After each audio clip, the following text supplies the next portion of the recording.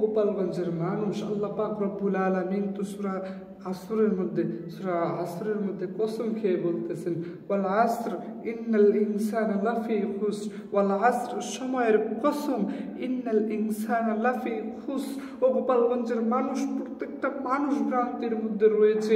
আল্লাহ পাক রব্বুল আলামিন বলতেছে, ওয়াল আসর ইন্নাল ইনসানা লাফি খুসর, সময়ের কসম, ইন্নাল ইনসানা লাফি খুসর, প্রত্যেকটা মানুষ ভ্রান্তির মধ্যে রয়েছে।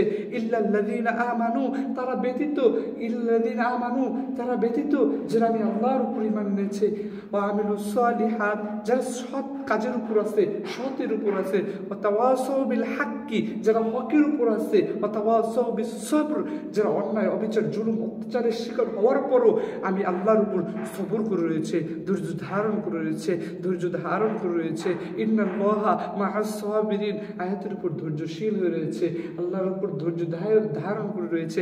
তাওয়াক্কালতু আলাল্লাহ, আয়াতের উপর ধৈর্য ধারণ করে রয়েছে। আমি আল্লাহ তার সঙ্গে আছি, আমি আল্লাহ তার সঙ্গে আছি, আমি আল্লাহ তার সঙ্গে আছি, আমি আল্লাহ তার সঙ্গে আছি।